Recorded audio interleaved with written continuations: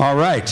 So, Alan, you were here not too long ago, and we thought you probably were having some separation anxiety from hanging out with us here on the show. So, Dan Kugler, one of our wonderful producers and whatever else he does around here that's helpful, has suggested that we bring you back on the show because you have a suit that's going on, I believe, and it has to do with prisons and the treatment of those incarcerated in our fine state and beyond. How about telling us a little bit about that project to yourself and other things that come onto your little radar there? Sure. Last week, we filed a new lawsuit in Southern Illinois. We call it the Nuts to Butts suit.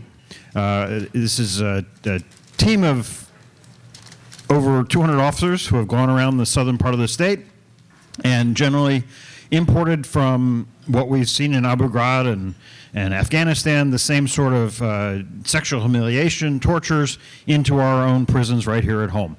It's been our theory all along that what we get away with abroad eventually comes home and we pay the price right here. Hundreds of men in each of the 4 prisons they did this at, Lawrence, Menard, Illinois River, Western Illinois. They stripped these men out in front of their cells. They walked them so closely together that handcuffed behind their backs that one man's hands were on the next man's genitals.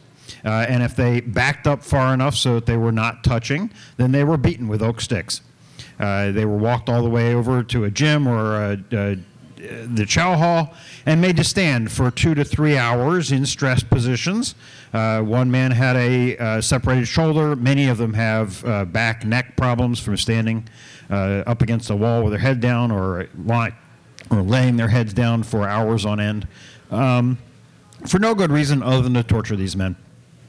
What is a civil rights attorney from the Uptown People's Law Center doing in southern prisons in Illinois? Well, because the people who are in prison come from Cook County. We take those people from Cook County and send them all over the state of Illinois. Well over half of the prisoners in the state of Illinois are from Cook County.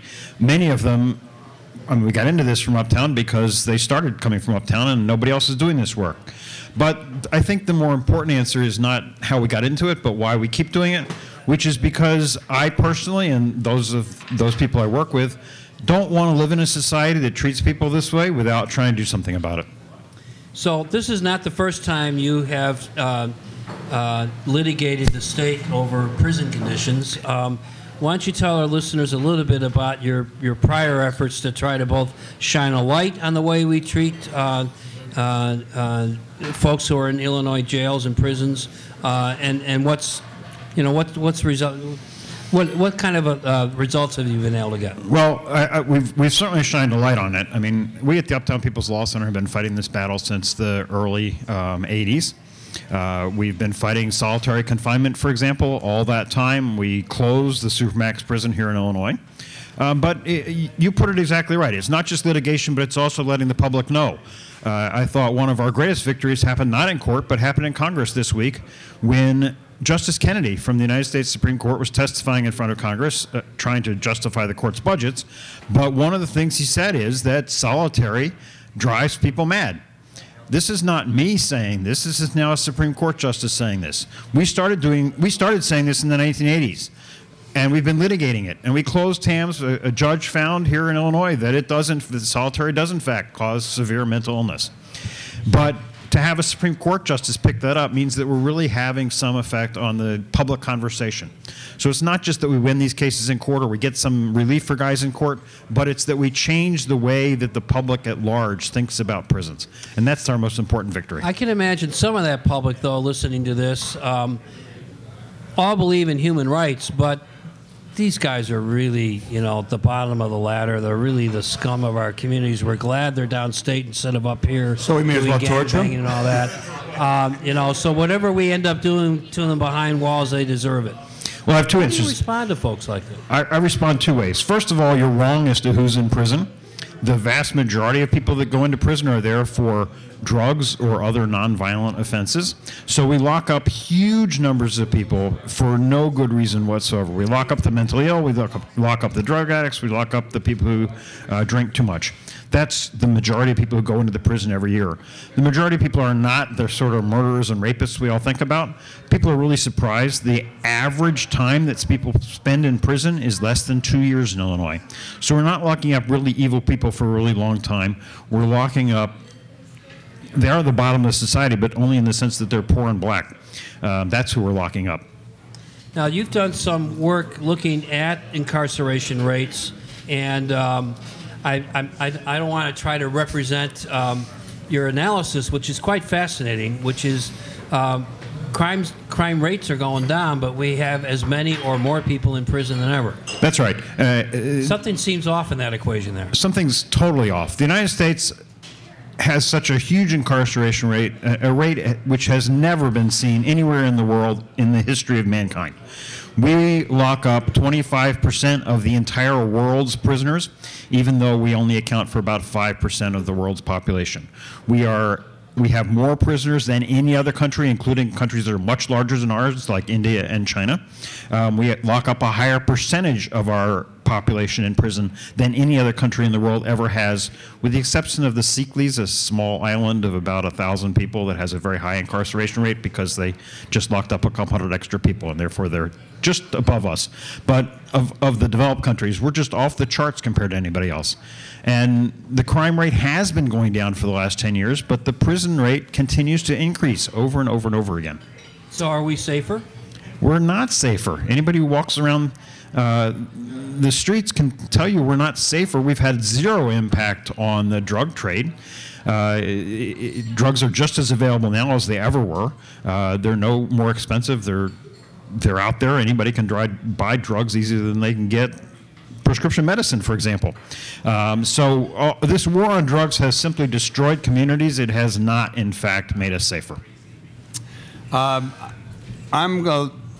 Recently, here's what I want to say, that back in the 60s and the 70s, there was a lot of attention paid on behalf of the movement, those activists who wanted to change society, about prisons and conditions in prisons. You know, we had George Jackson, Jonathan Jackson, we had Soledad Prison, all those, the book. And I'm a little bit kind of curious about how prisons fit into people's perspective about what's going on. I guess what I'm saying, it doesn't seem to be on the radar as much as it used to be. And in that time, while people pay less attention to the conditions and the means and the way that people are put in prison, that I'm kind of getting lost here. A senior moment. I'm getting a senior moment. So what about the current? Why is it that we don't hear more about prisons? You have a situation where the Attica guards attacked prisoners. There's just big stories in the New York Times about it, and it's in the news again. What do you think? Is it coming back? Is prison as an issue, a formidable issue once again? Yes. Prison definitely dropped off the agenda of a lot of progressive groups, and it was a real problem. Frankly, I think what happened is that the prison system began to lock up increasingly the higher percentage of poor black people rather than middle-class white people. During the 60s and 70s, we had a lot of protesters, a lot of draft dodgers were going to prison, and therefore it became an issue among the student-led groups. That stopped happening. We started locking up just poor black people, and sorry, this is a racist society, and as long as we're just locking up poor black people, nobody cares. I think in part it's becoming an issue again because sort of the good side of the bad news is we're beginning to lock up activists again. As I always say, every time the police lock up an activist, they turn an activist into a prison activist. Any activist that comes out of prison automatically becomes a prison activist. And we saw this with Cicely McMillan out in New York, who was locked up during the Occupy, came out and has been fighting tooth and nail against Rikers and what's going on in there, particularly women prisoners. So the more the police state cracks down on protesters, the more activists come out interested in the prison system.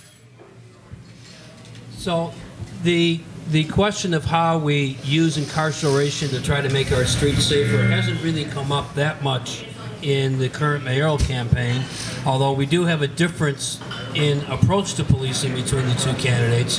What would you have hoped would have been discussed in this very, very important mayoral election? And what do you see coming down the pike, at least locally?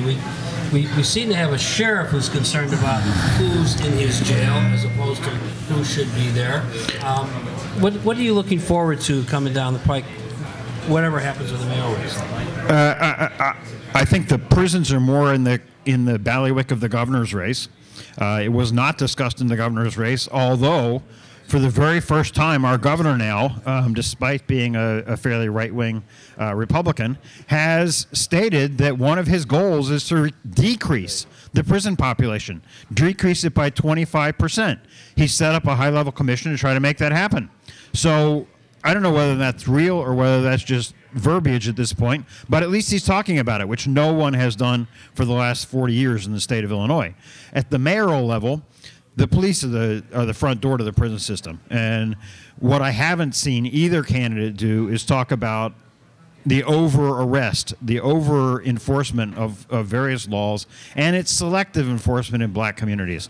One of my biggest disappointments here is Chewy's call for another 1,000 police officers. We don't need more police officers. We need more programming. He does all kinds of other things great, but not that. Well, that may change after the election. I hope you're right. The number of candidates who have run to the right of where they've governed is vanishingly small, but I hope we have one right here. I think that was a poll-driven policy point, and as someone who knows firsthand the restorative justice and community policing work, midnight basketball, bringing black and brown gangs together in North and South Lawndale, otherwise known as Little Village, Chile does have a rich history of a different kind of policing. So I assume it was poll-driven. People are concerned about 10,000 shootings, and many people believe the quick solution is more cops in the street. I think the point he's been trying to make recently is that we need a different kind of policing. Yes. However many cops are on the beat, we need to get them out of their patrol cars and out of the office and getting to meet community residents to know what's really going on the street. I'm with you. Get them out playing basketball instead of running around. I think in the cars. also that perhaps even there is a transition. I mean, after you were on the show, Alan Mills, last time, I was saying we really don't need more police. We need to change the conditions that create the situation. And perhaps it's, in the process of getting to the place where we change the conditions, you may need some more police. So I want to switch back to prison conditions, not only in Illinois but beyond. In addition to the Attica story that broke and that really portrayed the guards in a pretty negative manner, we've had a situation on the West Coast with Pelican Bay where people are basically, it's not like isolation quite the same way, but these people have been separated from humanity for so long. I wonder if you have any take on, does Illinois have a situation like Pelican Bay? And go ahead and tell us. I know some prisons have been closed, some things have changed, right, but clearly we have some real problems. We used to have exactly a Pelican Bay at Tams. It's closed. That was one victory we had. However, Illinois still locks up about 8,000 people in solitary every day. So we still have a problem, not like Pelican Bay. But that issue, too, is in the national agenda. Tomorrow's New York Times, the magazine, is going to have a long article about mental health and the federal supermax in Colorado, in Florence, Colorado. Great article. It's online now, but it'll be in the paper tomorrow. So read it, learn it, and care about solitary. Let me ask you one more thing. What about the role of the prison guards? You know, we always hear that while we tend to be pro-union, some of the unions don't necessarily work for the good of humanity. Your take on prison guards in general?